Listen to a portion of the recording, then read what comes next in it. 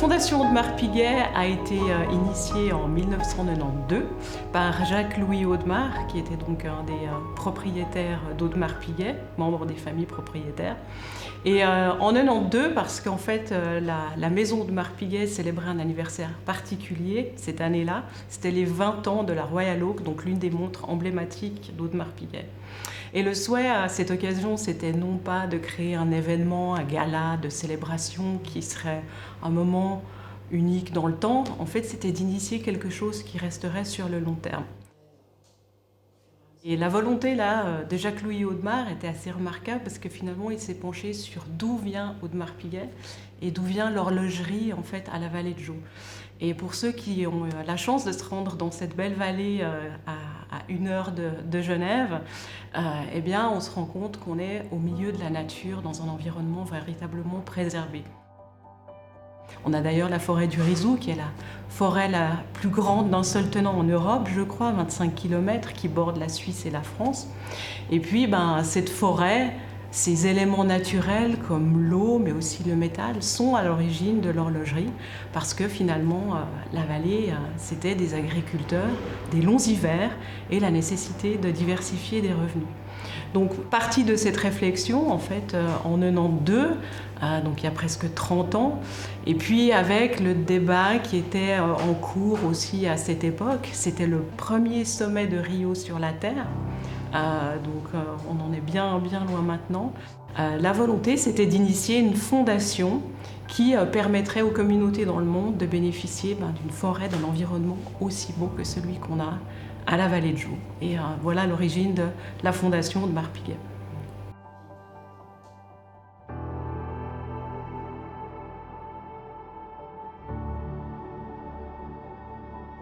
La fondation a toujours eu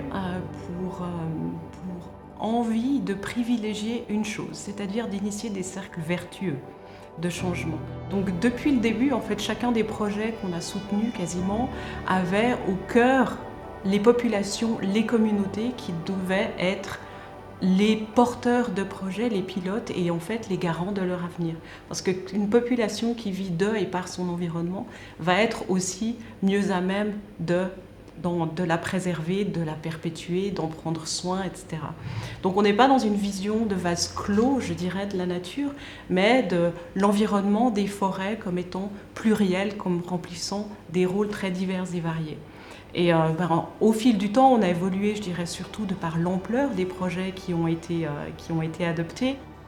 Voilà, en presque 30 ans, c'est 150 projets dans plus de 50 pays. Actuellement, on a environ une trentaine de projets dans 20 pays à travers le monde.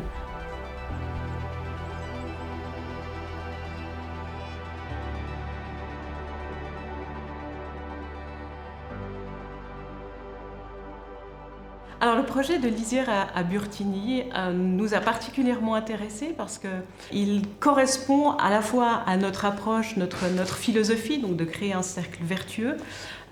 mais aussi il impliquait vraiment toutes les dimensions de ce que peut amener l'environnement. Déjà, il était porté par la commune de Burtigny et la syndic, ce qui est à la fois quelque chose d'important et fort, que le politique s'engage, mais le projet ne s'inscrit pas seulement dans que le politique, c'est quelque chose qui a aussi intégré des dimensions de toutes les parties prenantes, comme on dit de nos jours, autour de cette forêt,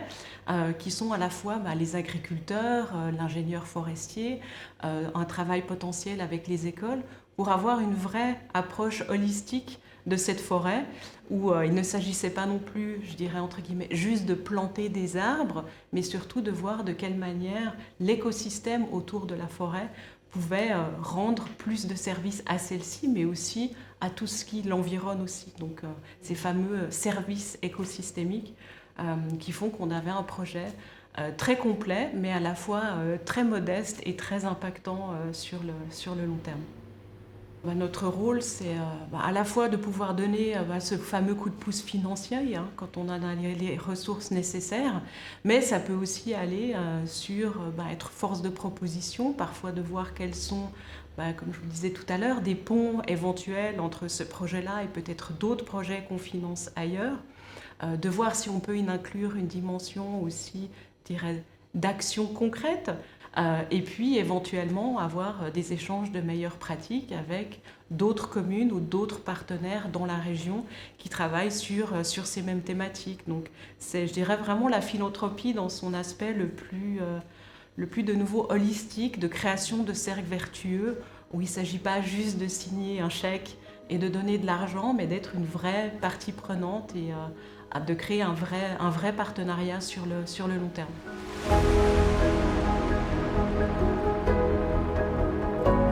Pour dans 20 ans, j'espère surtout qu'il n'y aura pas une forêt, mais des forêts, que ces forêts continueront à être plurielles, donc pas des forêts sous cloche de nouveau, mais qui rendront des services à la communauté, aux agriculteurs,